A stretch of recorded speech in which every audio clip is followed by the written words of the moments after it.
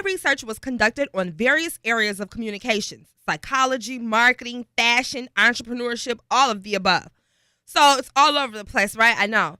So I had new ideas, even when as far as researching the cost and timeless of becoming a flight attendant. I know, right? So when I saw it was $3,500 and you can either take the course in 6 months or a year, some old ambitions even resurfaced as well. So I just began to Google everything. My first face-to-face interview, though, was conducted with Dr. Rose Moten. She's a licensed psychologist here in Michigan. I learned of the job versatility that this field of psychology has to offer when one holds a certified license.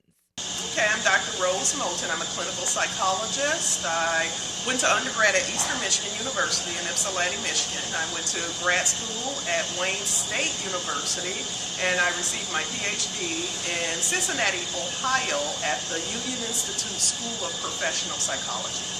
I've always had a fascination for the human mind, and I'm a very analytical person by nature. My stance on psychology and most of my work deals with helping people to understand the potential that they have, and I just thought it was a good field for my goals in life. Dr. Moten mentioned the reason why she chose to become a licensed psychologist, of course, for her passion for people and to help others, but also because of the job versatility, as well as the opportunity to host a private practice or entrepreneurship. Well, those responsibilities include, basically diagnosing clients, assessing and diagnosing, and providing treatment for treatment plans and, evaluating how effective the treatment is and if there's a need to modify the treatment plan. So that's what that basically entails with the clientele of seeing a person face to face. The police department is not with the police department. Contractual is with the federal government, with Social Security, disability. So what I do there, I don't see clients face to face there. But this is a contractual position where I look over medical evidence. So I'm looking over a person who's applying for Social Security because they feel they can't work because of their mental impairment. So I'm looking over their medical evidence to determine, is this person really disabled because of their mental impairment or not? I was contacted by one of my listeners who listened to one of the radio shows I produce. She informed me that she recently started her own cleaning business, but during the course of her research for her entrepreneur endeavors, she encountered a lack of resources. She later met a woman named Adjwoa Chike. Adjwoa Chike is a grant writer that works at Wayne State University. She also owns her own business in helping others develop and establish their businesses, business plans, and find resources and means to back their businesses. She opened my eyes to the realization of the finance options one has when opening their own business. Good morning. You're tuned into Hot on the Block. I'm your host, Skaii. This is Hot 102.7, home of the Ricky Smiley Morning Show. Good Sunday morning to you. So on the line with me, I have Adjwoa Chike, who is going to talk to us. She is in the business of business establishment and development. Also, she sees all kinds of stuff. She's pursuing her doctorate, actually, right now in entrepreneurship. Welcome, Adjwoa. Good morning. Good morning, Skaii. How are you? I'm wonderful. Okay, so let's just get right to it.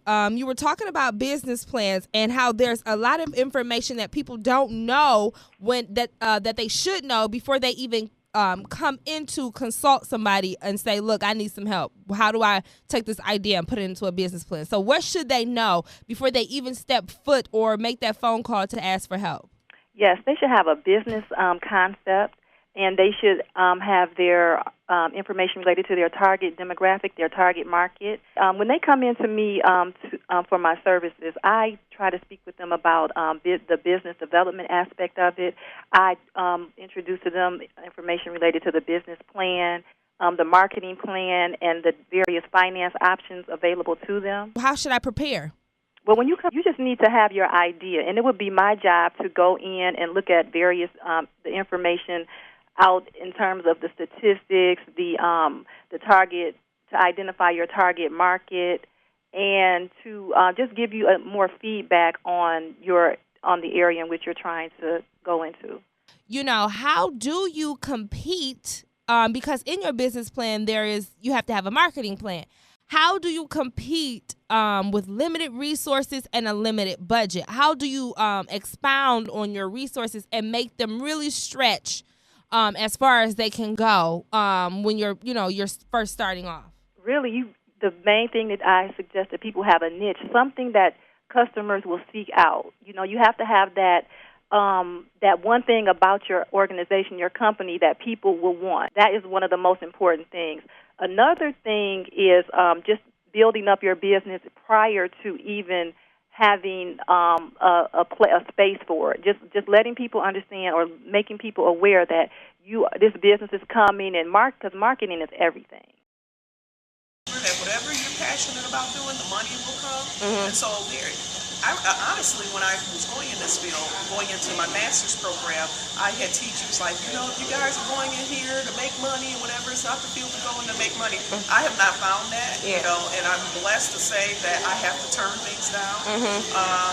The difference is I'm a fully licensed psychologist. So it means I have to take state boards. Okay. And that's the highest level of psychology you can get. Contractors usually get paid more money because they're not paying benefits and things of that sort. Okay. And so you can make, easily six figures. Cool. Good amount, 6 figures. Most of my colleagues I'm with, they are probably in the 120, 130, and as high as the 170 range. And that makes me think of something you mentioned off air. You said you want to market and pass out flyers and different things like that prior to launching whatever you're going to launch, your magazine, your clothing line, whatever it is that you want to launch your business. You were also talking about how that some of these people want you to already have your business for maybe 2 years, or they really want you to. How does that work? Yes, Skaii. In the business world, you're not an established business until you have the structure established, until you have an EIN, and until you are filing IRS tax returns for that business. Have accounts receivables. That means that you have sold products and you're waiting for monies to come in, or either have documented clientele. So the more of those type of things that you have, the better your chances are of getting capital financing. And those are either the micro loans or either going to a local bank, getting a loan. So if you have those in place, and another big thing that a lot of the lenders look at is something called character, which character is credit. So even labor laws and all those things, you need to know that as well, right? Because you're starting a business. Right. And ultimately you'll be liable, right? Yes, you need to have a general understanding, because when you come to a consultant, we're supposed to have the expertise and the knowledge and experience, but you need to know a little bit about what the services that you're going to receive from this person. Don't just take it that they're going to give you all this stuff and they know all this stuff, because sometimes they don't, and they're just taking people's money, and that's unfortunate. But people prey on other people's weaknesses. You know what I mean? How can you tell if someone is legitimate or not? I think word of mouth is good. References you can ask them for references. And one big thing that I will do, if I create a business plan for you, the Small Business Administration, they have an area within their administration where they will review your business plan for free. But I refer people to the SBA so that they can have those business plans reviewed. Right, and that makes sense. So if somebody at the SBA has already pre-screened your business plan, your chances of getting finance are more likely, or could be more likely, because the lender now knows that, okay, this person knows what they're talking about because, I've seen that this has already been approved by such and such in the SBA. Exactly. Basically. Okay, and when you talk about the underserved entrepreneurs specifically, let's touch a little bit on that. Okay. The underserved entrepreneur is an entrepreneur who lacks resources. They have limited or insufficient resources and support. And so a lot of entrepreneurs in this area that I've consulted, they are considered, to me, underserved entrepreneurs. Because they have limited resources, limited budget, and lack of research and information. Yes, it's either insufficient, limited, or non-existent resources and support. My goal is to help people to understand that you can do this on very limited resources, and you can be successful. I think Subway was started with $1,000. Wow.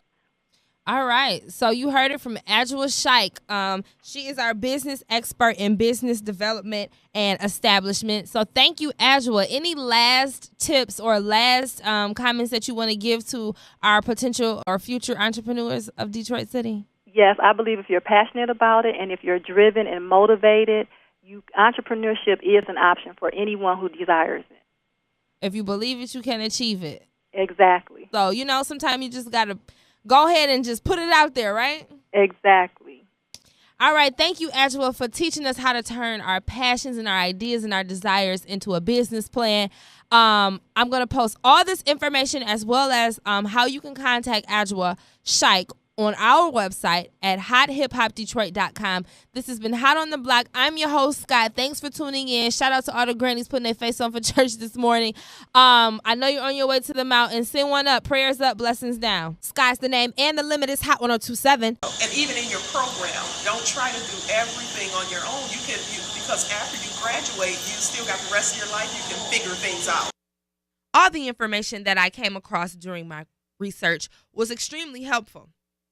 It almost seems as if this course was taken right on time in my life.